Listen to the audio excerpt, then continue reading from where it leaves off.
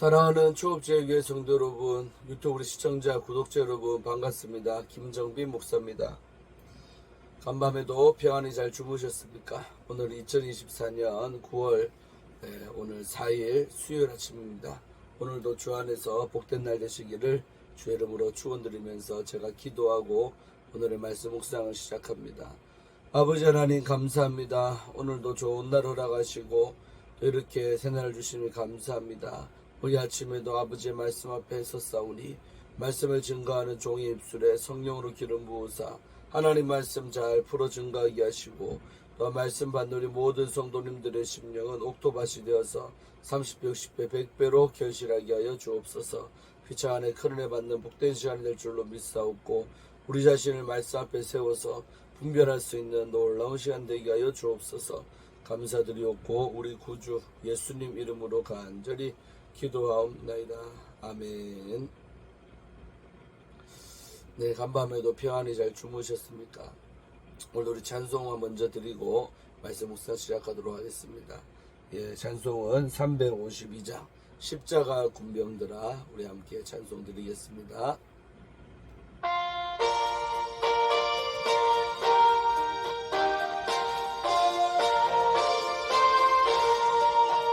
십자가 군병들아 주 위에 일어나 길 들고 앞서 나가 담대히 싸우라.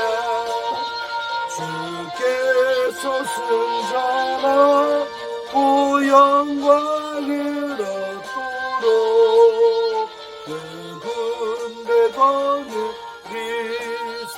이기게 하시네. 십자가 군병들아 주 위에 일어나 그 나팔 소리를 보고 나가 싸우라. 수 없는 원수 앞에 주 따라 갈 때에 주 예수님을 주사 강하게 하시네. 십자가 군병들아 주 위에 일어나 내 힘이 부족하니 주 권능 믿으라. 복음의 값을 입고 늘 기도하면서 너 맡은 자리에서 충성을 다하라. 십자가 군병들아 주 위에 일어나 이날에 접촉하고 국회가 부르라. 승전한 군사들은 영생을 얻으며 영광의 주와 함께 왕노를 하리라. 아멘. 정말 우리들이 십자가 군병이라는 사실을 꼭 기억하시고 또 싸우려면 왜 무장이 돼야겠죠. 그래서 무장하는 것이 말씀과 기도 말고 뭐가 있겠습니까? 우리 날마다 또 말씀 묵상하고 말씀 읽고 또 날마다 기도 생활하고 이런 것들이 바로 우리 영적으로 훈련하는 것입니다. 그래서 십자가 군병이 돼야 하나님께서 우리를 요긴하게 쓰시고 또 나 자신도 지키고 또 마귀와 영적 전쟁 가운데 승리하게 하실 줄로 믿습니다. 자, 오늘 우리 함께 말씀 묵상하실 우리 본문은 열왕기하 오늘 22장입니다. 1절부터 우리 13절까지 말씀 보도록 하겠습니다. 제가 읽어드리겠습니다. 이 말씀은 우리 하나님의 말씀입니다. 요시야가 왕위에 오를 때 나이가 8세라 예루살렘에서 31년간 다스리니라. 그의 어머니의 이름은 여디다요 보스가 아다야의 딸이더라. 요시야가 여호와 보시기에 정직히 행하여 그의 조상 다윗의 모든 길로 행하고 좌우로 치우치지 아니하였더라. 요시야 왕 18째 해에 왕이 무슬람의 손자 아달랴의 아들 서기관 사반을 여호와의 성전에 보내며 이르되 너는 대제사장 hil기야에게 올라가서 백성이 여호와의 성전에 드린 은 곧 문지킨 자가 수납한 은을 계산하여 여호와의 성전을 맡은 감독자의 손에 넘겨 그들이 여호와의 성전에 있는 작업자에게 주어 성전에 부서진 것을 수리하게 하되 곧 목수와 건축자와 미장이에게 주게 하고 또 제목과 다듬은 돌을 사서 그 성전을 수리하게 하라. 그러나 그들의 손에 맡긴 은을 회개하지 말지니 이는 그들이 진실하게 행함이니라. 대제사장 hil기야가 서기관 사반에게 이르되 내가 여호와의 성전에서 율법책을 발견하였노라 하고 hil기야가 그 책을 사반에게 주니 사반이 읽으리라. 서기관 사반이 왕에게 들어가서 보고하여 이르되 왕의 신복들이 성전을 찾아낸 돈을 쏟아 여호와의 성전을 맡은 감독자의 손에 맡겼나이다 하고 또 서기관 사반이 왕에게 말하여 이르되 제사장 hil기야가 내게 책을 주더이다 하고 사반이 왕의 앞에서 읽음에 왕이 율법책의 말을 듣자고 그의 옷을 찢으니라. 왕이 제사장 hil기야와 사반의 아들 아히감과 미가야의 아들 악볼과 서기관 사반과 왕의 시종 아사야에게 명령하여 이르되 너희는 가서 나와 백성과 온 유다를 위하여 이 발견한 책의 말씀에 대하여 여호와께 물으라. 우리 조상들이 이 책의 말씀을 듣지 아니하며 이 책에 우리를 위하여 기록된 모든 것을 행하지 아니하였으므로 여호와께서 우리에게 내실 진노가 크도다. 아멘. 네, 오늘 요시야 왕에 관해서 함께 말씀 보겠습니다. 유명한 사건이죠. 이제 드디어 마지막으로 유다가 끝을 향해 가고 있을 그때 정말 유일하게 마지막 이제 성분이 되는 왕이 바로 요시야 왕이 됩니다. 요시야 왕의 개혁이라고도 우리가 하죠. 그래서 훌륭한 왕이 드디어 또 다시 한번 두 명의 악한 왕 므낫세, 아몬 이어서 이제 아몬의 아들이었던 요시야가 아주 이제 훌륭한 인물이 되는 거죠. 자, 하나님의 은총이 너무나도 큰 것을 우리는 볼 것입니다. 자, 22장 1절에 보면 이 요시야가 왕위에 오를 때 나이가 8세, 8살. 오늘 말하면 초등학교 1학년입니다. 그러니까 초등학교 1학년짜리가 뭘 알겠습니까? 솔직히 아직 성인이 된 것도 아니고 못 모를 때 왕이 된 인물이 바로 요시야 왕이라고 할 수 있죠. 그래서 아몬이 이제 2년 만에 죽고 그 아들이었던 8살짜리 왕이 왕위에 이렇게 오르게 되었던 것이죠. 자, 그래서 예루살렘에서 31년간을 다스렸다. 그러니까 31 더하기 8세 해봤자 40도 안 됩니다. 39세 나이로 이제 가지만은 어쨌든 왕위에 꽤나 오랫도록 있었죠. 31년간 그렇게 다스렸던 왕이 요시야입니다. 그 다음에 그의 어머니의 이름은 여디다라는 인물이고 보스가 아다야의 딸이었더라 이렇게 말하고 있죠. 자, 그런데 이전에 보면 이 전반적인 총평이 뭐냐? 요시야는 여호와 보시기에 정직히 행하여. 자, 오랜만에 보는 반가운 말이죠. 하나님 보실 때 정직한 왕이 바로 요시야였다는 것이죠. 하나님 보실 때 정직한 왕, 정직하게 행하여. 그 다음에 그의 조상 다윗의 모든 길로 행하고 좌우로 치우치지 아니했다. 그 다윗이 항상 FM 기준 아니겠습니까? 근데 그 다윗의 모든 길로 행했다는 것은 다윗처럼 살았던 왕이 바로 요시야라는 겁니다. 이거 얼마나 제 귀한 왕이 드디어 탄생한지 모릅니다. 그러나 악한 아버지 밑에서 이런 착한 아들이 나왔다는 게 항상 그러지만은 기적입니다. 기적. 그게 될 수가 없는데 하나님의 특별한 은총이 임한 아들이 바로 요시야라는 이 아들이라 이 말입니다. 그래서 훌륭한 왕이 나왔지요. 자, 그래서 다윗의 모든 길로 행하고 좌우로 치우치지 않았다. 균형 감각도 있었다는 거죠. 이리저리 치우치지 아니하고 똑바로 이렇게. 왜 좌우로 치우치지 않다 말은 똑바로 갔다 이 말입니다. 바르게 갔다는 거죠. 치우치면 바르게 갈 수가 없잖아요. 좌우로 치우치지 않으면 반듯하게 스트레이트로 갔다는 거죠. 자, 그랬는데 드디어 이제 유명한 사건이 나오죠. 그래서 8살 나이 아들이요 왕이 처음에 됐을 때는 못 모르고 그냥 왕이 자리에 앉아 있었겠죠. 이따가 몇 년째 됐을 때 어떤 사건이 났냐? 요시야 왕 18째 해에, 그러니까 8살 때 왕이 됐으니까 18년, 그러니까 18 더하기 8하면 26살 나이. 사실은 이제 성인 될 나이고는 지각 능력이 발달하고 어른이니까 판단력도 있고 그럴 나이가 됐다 이거죠. 26살 딱 됐을 때 어떤 사건이 일어났냐. 왕이, 명의한 대리인 요시야 왕이 무술람의 손자 아달리아의 아들 서기관 사반을 여호와의 성전에 보내며 이르되, 그러니까 서기관 역할하는 사반이라는 인물이 있었는데 이 인물을 하나님의 집에 여호와의 성전에 보냈다는 거죠. 자, 보내갖고 뭘 했느냐. 너는 대제사장 힐기야에게 올라가서, 이때까지도 대제사장 자리에 누가 있냐면 힐기야라는 인물, 꽤나 오래 있는 겁니다. 힐기야가 앉아 있는 거예요. 있는데 올라가지고 백성이 여호와의 성전에 드린 은, 곧 문지킨 자가 수납한 은을 계산하여, 이렇게 했지요.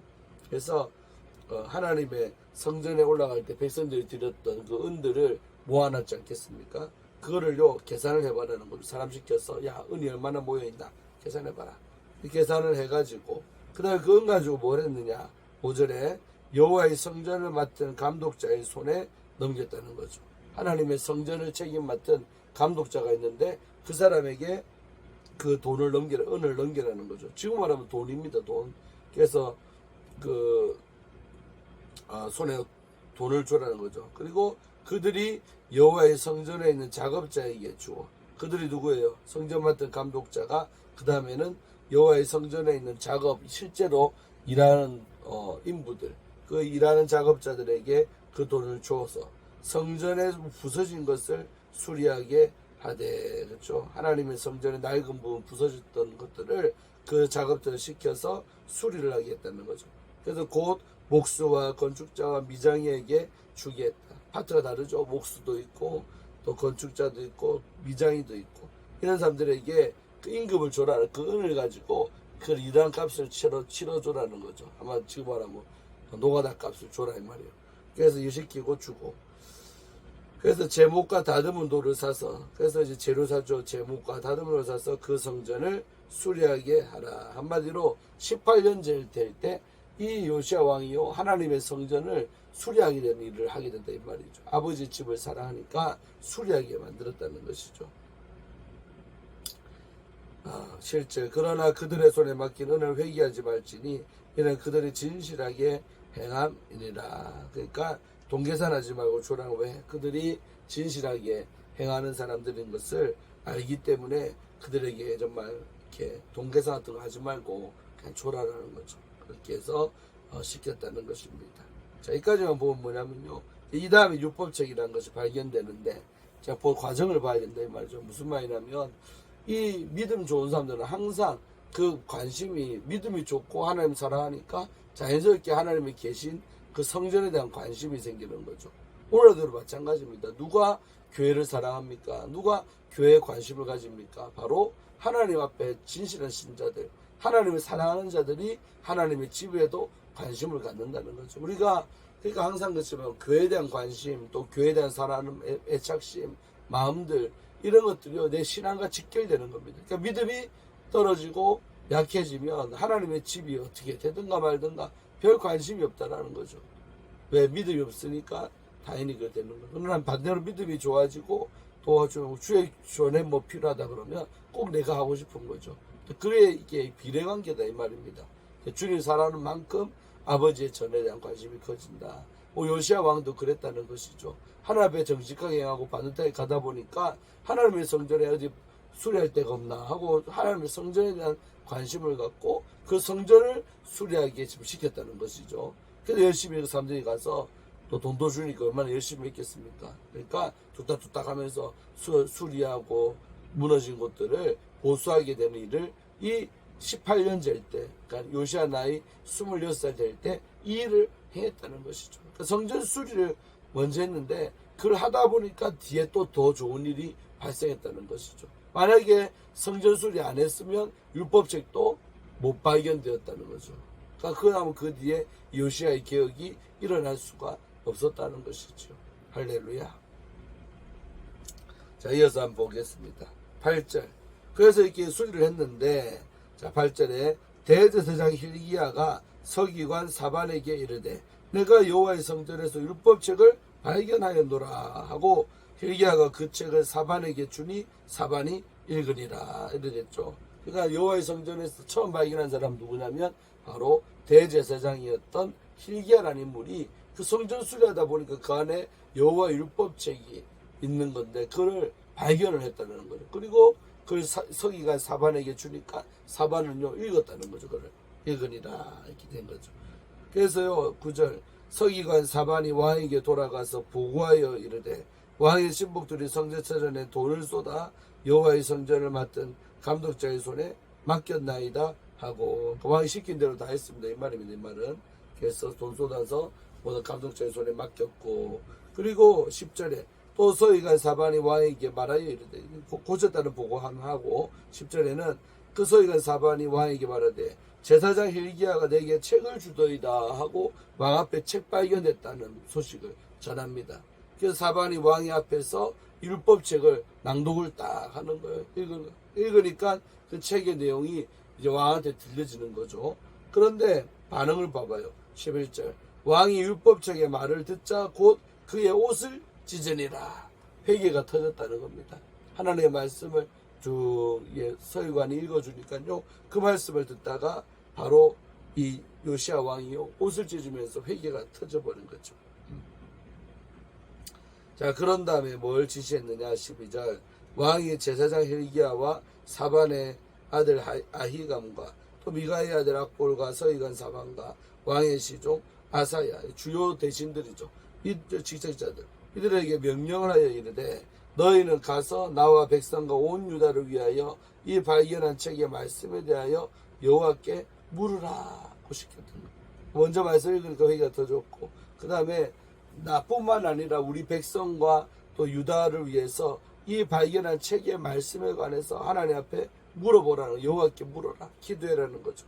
그러면서 우리 조상들이 이 책의 말씀을 듣지 아니하며 이 책에 우리를 위하여 기록된 모든 것을 행하지 아니하였으므로 우리에게 여호와께서 우리에게 내리신 진노가 크도다. 그러니까 하나님 말씀을 읽어보니까 우리 조상들이 너무나 잘못 살았구나 그런 부분을 깨달았고 또 그리고 그 다음에 이 책에 율법책에 기록된 말씀대로 우리가 살지 않으면도 깨달았다는 거예요. 그러면서 그러니까 우리 여호와 하나님께서 우리에게 참 진노가 크시구나 이런 것을 깨달았다는 거죠. 하나님 말씀을 들어보니 말씀에 비춰서 우리의 삶을 보니까 엉망이라는 것을 이 요시야 왕이 깨닫게 됐다는 것이죠. 여러분 본문 말씀 여기까지 보고요. 내일 14절부터 어떤 역사가 나타났냐 그 부분은 우리 함께 보도록 하겠습니다. 여러분 과정의 흐름이 참 중요한 겁니다. 첫째는 뭐냐면요. 여호와의 성전을 먼저 수리했고 아버지를 위해서 좋은 일 하려고 마음먹었잖아요. 그래서 수리하다 보니 율법책을 발견했고 또 율법책을 읽어보니 자기의 삶을 비춰보게 됐고 그리고 나뿐만 아니라 우리 모두 백성들의 죄까지 그리고 현재가 아니라 과거에 우리 조상들이 지었던 죄까지 얼마나 그 죄가 하나님 앞에서 컸던지 하나님께서 얼마나 진노하셨을까라는 것을 이 요시야 왕은 깨달았다는 것입니다. 그래서 여러분 우리에게 적용시켜 보면 우리의 삶의 영적인 개혁 새롭게 되는 것은 뭐밖에 없다? 말씀밖에 없어요. 제가 늘 말씀 강조하지만 이렇게 날마다 아침마다 우리가 말씀 묵상하는 것은 너무나도 귀한 것입니다. 그리고 수예배나 주일예배나 정기적 예배를 통해서 설교를 듣는 게 아주 귀한 거라는 거죠. 그 말씀을 들어야 우리의 삶이 보여지고 분별이 되는 겁니다. 내가 지금 잘 살고 있나 못 살고 있나 올바른 방향으로 가고 있나 못 가고 있나 이런 것들이 말씀의 기준이 있죠. 맞죠? 그러니까 말씀을 알아야 말씀의 기준에서 우리 삶을 볼 때 평가가 이루어지고 그에 따라서 우리가 회개할 부분은 회개하고 삶의 개혁이 일어나는 개혁이 뭡니까? 가죽을 벗겨낸다 이 말이에요. 그러니까 새롭게 한다는 거죠. 그래서 우리가 늘 살아가는 대로 사는 게 잘 사는 게 아니라 말씀에 비춰서 잘못 살고 있다면 고칠 줄 아는 게 신앙인이다. 목사라도 마찬가지인 것입니다. 목사라도 말씀에 어긋난 부분이 있으면 고쳐야죠.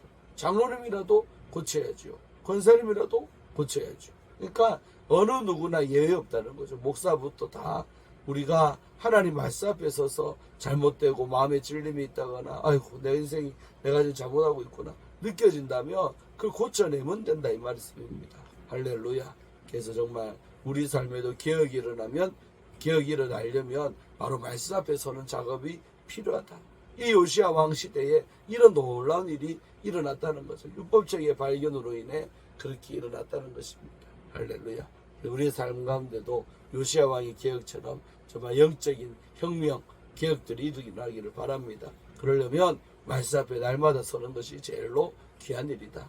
그 아침에 짧은 한 20분 남짓 때는 이 시간이요, 별거 아닌 것 같지만 이것이 매일같이 이루어진다는 것은 놀라운 것입니다. 매일 내 자신을 거울 앞에 세운다는 건 똑같은 거예요. 그러니까 내 얼굴이 어떤지, 뭐가 묻었는지 어떤지 볼 수 있고, 그리고 거울 보고 사는 인생과 거울 없이 사는 인생은 천지 차이라고 할 수 있습니다. 날마다 말씀이라는 거울 앞에 서서 내 자신을 분별하면서 바른 길 가는 우리 초업제일의 모든 성도님들 되시기를 주의 이름으로 축원드리겠습니다. 자, 기도하고 마칩니다. 하나님 아버지, 고맙고 감사합니다. 오늘도 이 아침에 아버지의 말씀을 주의 종과 함께 묵상하게 하시고 또 읽게 하시고 깨닫게 하시니 감사합니다. 우리 요시야 왕도 못 모르고 왕의 자리에 올라 18년 동안 살다가 그 18년 되는 해에 하나님의 성전 돌아볼 마음이 생겨서 수리하게 하는 일을 하고, 또 수리하다 보니 그 안에 있는 율법책을 발견했고, 또 율법책을 읽어보니 너무나도 우리의 삶이 엉망이로구나 하는 것을 깨닫고는 회개했습니다. 또 자기 자신뿐만 아니라 온 자기 나라 전체 백성들을 또 아버지 그렇게 깨닫게 되었던 것입니다. 그래서 요시야 왕 때 놀라운 영적인 개혁이 일어난 것을 우리는 오늘 봅니다. 우리의 삶에도 마찬가지 아니겠습니까? 이런 과정을 통해서 정말 우리 삶에 놀라운 영적인 혁명이 일어날 줄로 믿습니다. 아버지의 저를 사랑하는 마음으로 늘 주의 전에 나오게 하시고, 나오다 보니 목사님의 말씀이 들려오고, 말씀 듣다 보니 우리의 삶이 깨달아져 눈물로써 회개하며 어찌할꼬 하면서 우리 삶이 새로워질 줄로 믿습니다. 아버지여, 이런 모든 영적인 과정이 우리 삶 가운데도 일어날 줄로 믿사오니 아버지 하나님 역사하여 주셔서 아무쪼록 우리의 삶이 올바른 길로 가고 있는지 어떠한지 아버지의 말씀의 빛을 비춰주셔서 깨닫는 은혜가 있게 하여 주셔서 회개할 것 있으면 회개하게 하시고 새로워질 것 새로워지게 하여 주옵소서. 오늘 하루도 말씀의 거울 앞에 날마다 서게 하시니 너무나도 감사합니다. 영광을 받아 주옵소서. 감사드리옵고, 아버지 특별히 오늘도 아침 우리 9시에 우리 박의자 집사님 뇌수술을 합니다. 주의 온 가족들이 얼마나 노심초사 걱정하며 모여 있습니다.